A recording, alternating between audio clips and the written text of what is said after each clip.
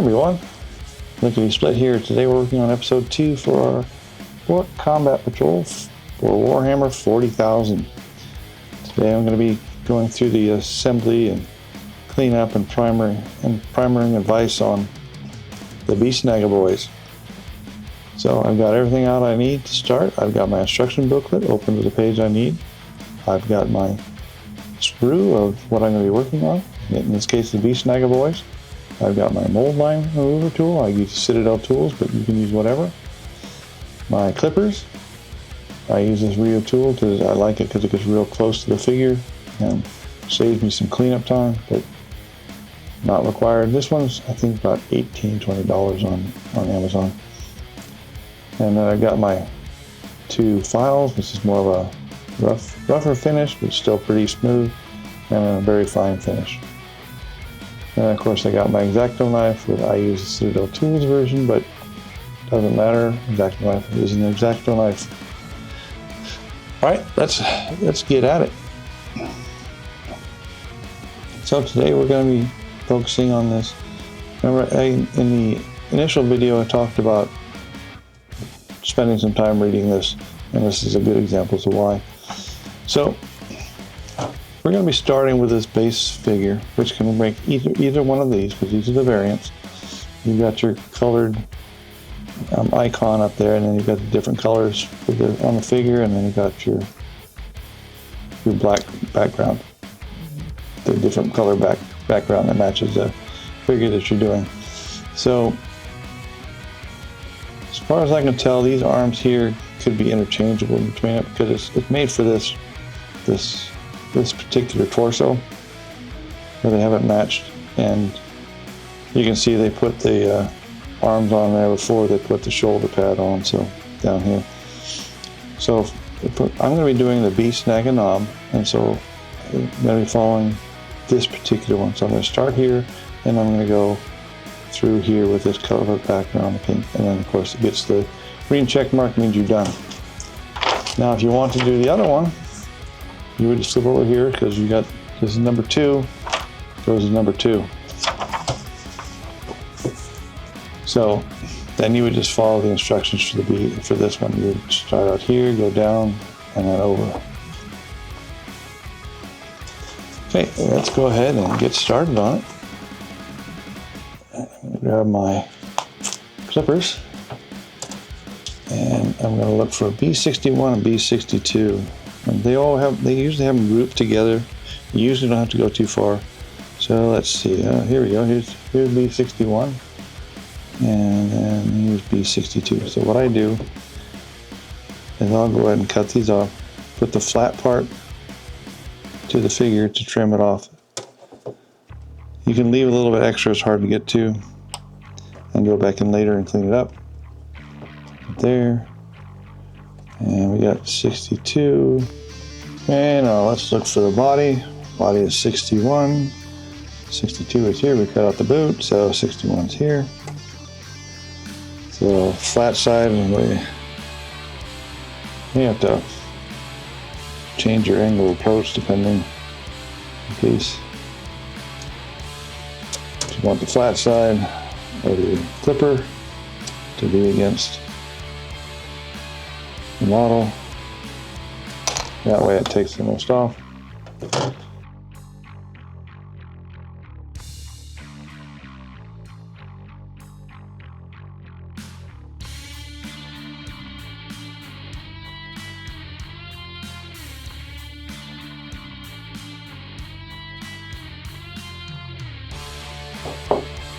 And then I go on with the mold line. I'll scrape it a little bit. I look for any mold lines that I might have.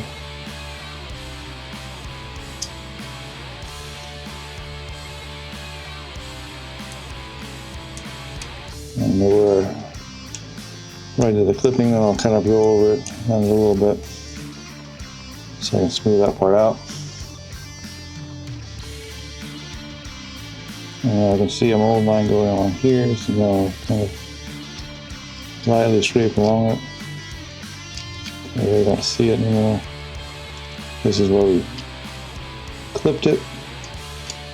So So I get in here, just clean it up, get smooth.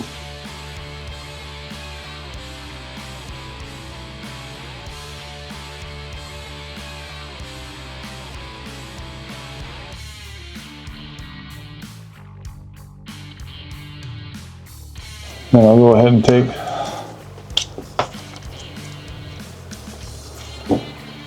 my glue, and for this part, we put it down here. Sometimes it takes a little bit for this plastic glue to run. I advise having decent ventilation when you're using plastic glue, because it can be, the fumes can build up. So then I'll take it and I'll hold it for like 15 seconds. And there we got our piece. And then it tells me to glue it to the base. So then I'll put little strings from the glue.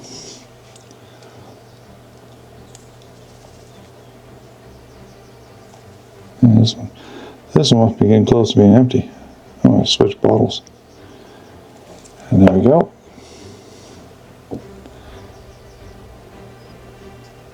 And then I take this, put it over to the side, because I'm going to be working on new pieces.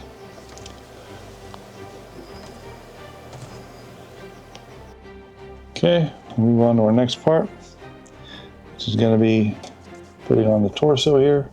So we're looking for 68, which is right here.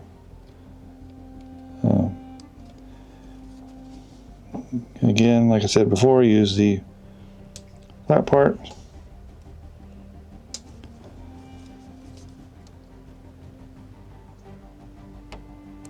There we go.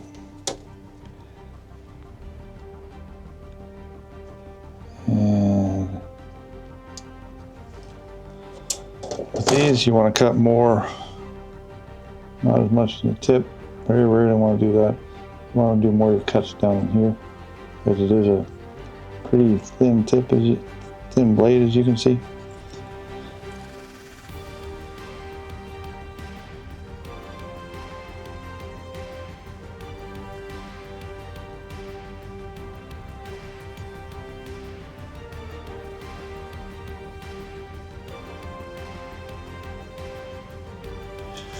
And of course, we're going to go next step. We're going to be attaching it to it again where the yellow is. So I'll go ahead and apply the glue.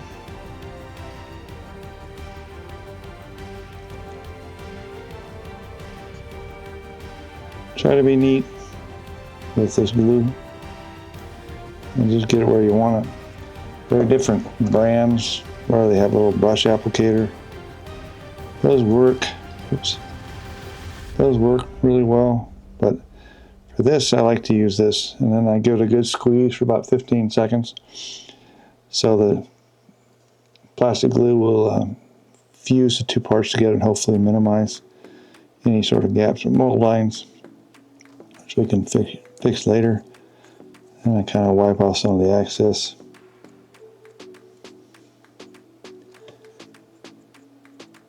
And then I'll go on to the next step. So they want us to get the arms now, which is 70 and 69.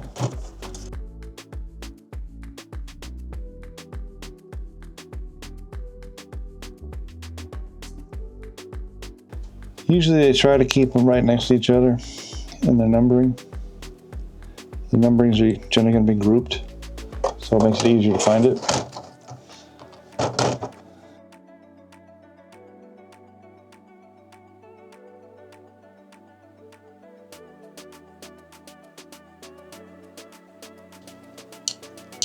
But like, especially here, this is where it's going to fit against the other part of the model, so you really want to make sure it's smooth. It just saves you time.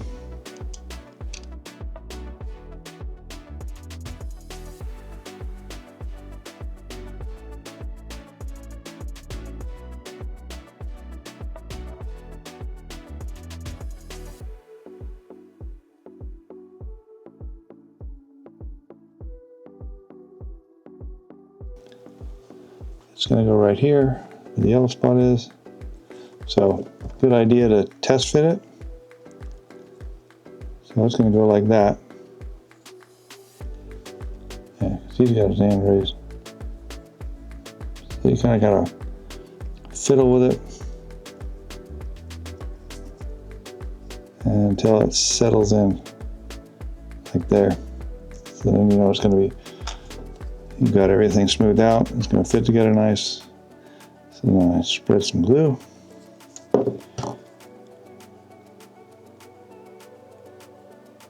And hold it.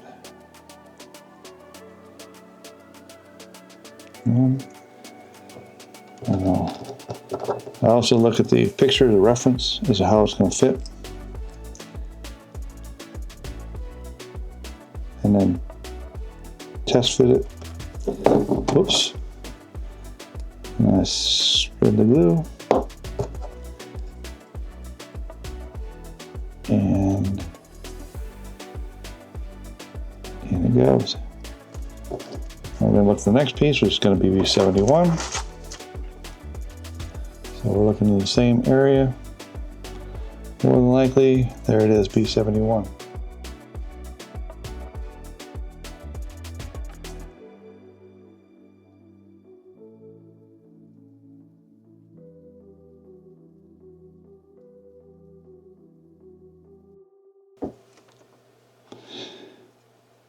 And it's going to go over here. So we'll go ahead and fit it on there and see where it's going to go. That's where we'll put the glue. Put in the yellow.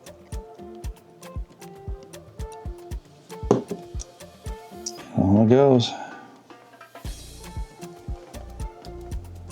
Now we'll be looking for the next step, which is we got a two-part for his head. We're looking for B72 and B73. These are here, which here you go, 72, 73.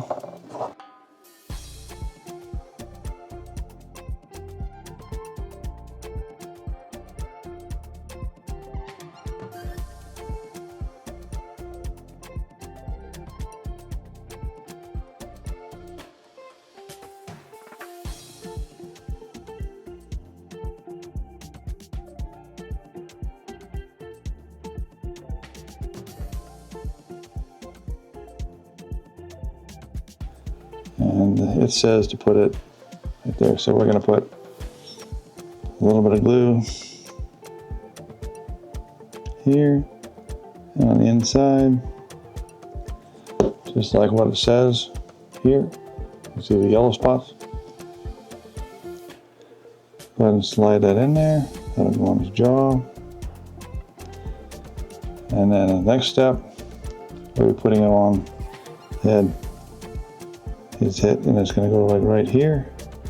You can see the yellow right there. We're going through the head on there. That's good. Now we'll be looking for the boss pole. I looked for this earlier and I found it up here. It's not right next to where we were, but sometimes it is off a little bit. So we'll cut out some here. Nice wood.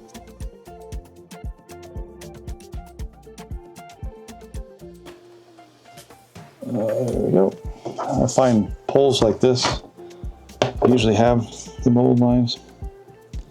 You can see it here, so I just kind of run this over. Just kind of get rid of it. Doesn't look like much when you do yours, but it can show up with certain contrast paints.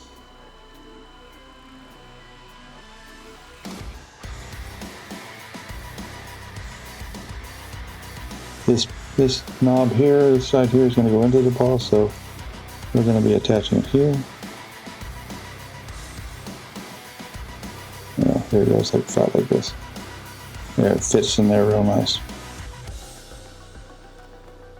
So this is going to go on the same side that it goes into the boss.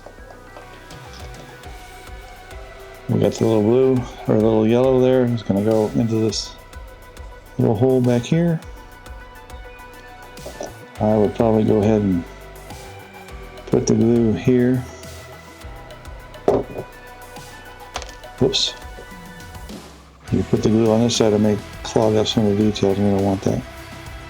I'm going to put it in there. It looks like it, yeah, it's got a little attaching plate, so I'm going to go ahead and, that's probably too much glue. Let's put some glue here, pass some glue here, and that way it'll attach on 2 points, and it'll be much sturdier over the life of the figure. And there you have it. That's one completed Beast Snagga Nob. Alright, I'm going to get to work on the rest of them. Okay, now that we're done with the assembly, in the assembly I ran through how to assemble the Beast Snagga Nob, right? He is the most complex figure in this group.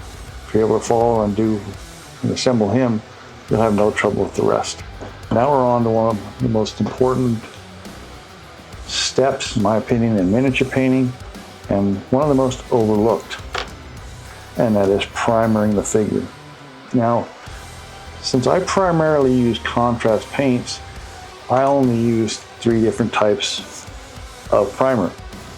They're all the Citadel color ones. I use Wraithbone, I use Gray Seer, and I use White Scar. Now, that's not saying that those are the only ones you can use. They're just the only ones I've used. There are plenty of other good ones out there like Vallejo and stuff, but these are the ones that are certified to work very well with the contrast paints.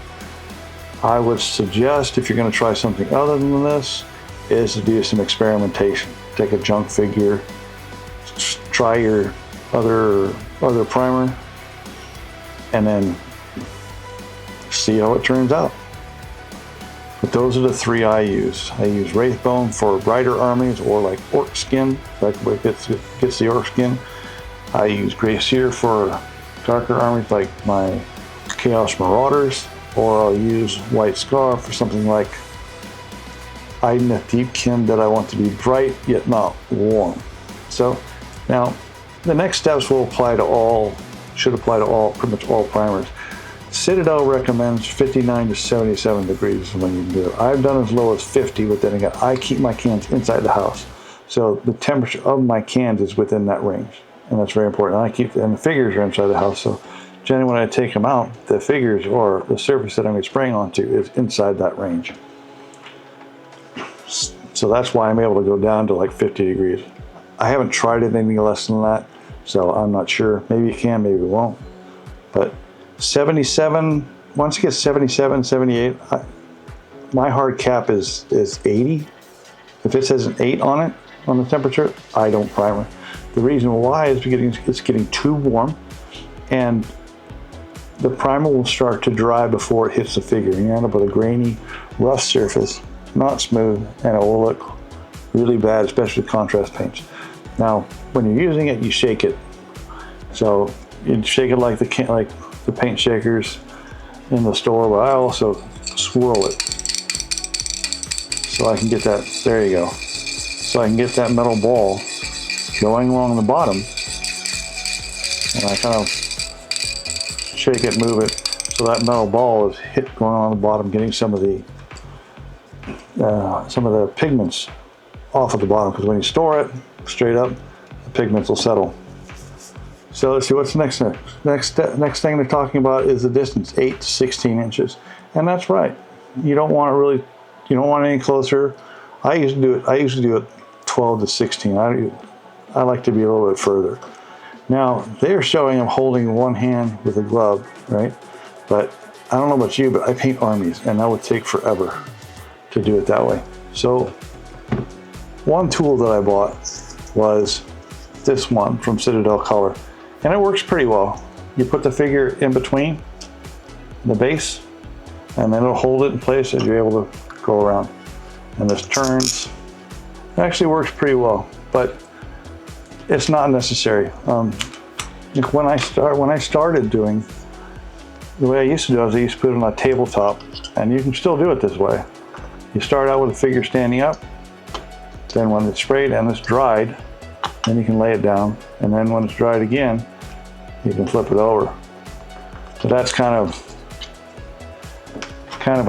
obnoxious. So what I do is I use my Citadel color mostly, or I'll find something like this craft stir stick, and I'll get some blue tack, right? I'll put it on the bottom, and then I'll attach it. Put it on the bottom, make sure it's a big enough thing to stick out, and then push it down here and I'll attach it, and you've got it pretty secure. With metal figures, I'd probably do twice as much, just because, and you can reuse the blue tack, so who cares? So I'll put it on here, and then I'll tilt it, and I'm going to use this brush as the direction I'm going to be spraying the primer. I'll start out coming at an angle going this way, and then I'll go across, and then I'll reverse the angle and go like this. Then I'll go from the top, and I'm going to hold it here so you can see the direction. I go in like this, and then I'll come back. Then I'll flip it, and I'll do the same thing I did on the other side. I'll go one pass this way, one pass this way, and another pass this way. Then I'll take it and set it aside, and I'll let it dry for, they say 15 minutes, but at 15 minutes, I don't touch it, because if it's really humid, it could still be tacky and it still smells. So I leave it someplace ventilated so it can dry. I usually try to leave it outside, or in my garden shed if it might be raining a little bit. And then once it's dried, after you let it sit for a couple hours, I take it and I examine it and I look underneath. I examine the figure from all the different angles to see where it might be missed. And then a lot of times underneath, you'll find little nooks and crannies that I won't quite get into. And then I'll hit it with some light, not full like I did before, but like if someone's there, I might spray a little bit in there, and spray a little bit in there. I'll do more spot spraying. And I'll go around the figure and do that. And I'll do it lightly in the same distance and everything. And the reason why you want to do it this way, why you want to let it dry a couple hours from the first coat to the second coat, is because you want to make sure it's completely dry and cured. And then it's the same principle as painting with 2 thin coats versus 1 thick coat. You don't want to clog up any of the detail. If you do too much, like you get your can and you're right up there, sure, you're going to primer, but that stuff's going to clog all the details. Or if you do it like immediately after, when it's not dry, it could cause some to pool and to run, and that wouldn't be good. And with using contrast paints like what I do, it's extremely important to get a nice smooth primer coat. And then at that point, that figure is ready to be painted. Okay, this brings to a close the Box of Tabletop series, episode 2, assembling and primering for the Warhammer 40,000 Orks Combat Patrol for your Beast Snagga Boys. Now, please like and subscribe to the channel, because it really helps the channel out. Since I'm primarily an army painter, I focus primarily on tips and tricks that'll give you the most bang for your buck. It may not win you a golden demon, but we'll get you on the tabletop looking good. Lickety split. Thanks again. I'll see you in the next one.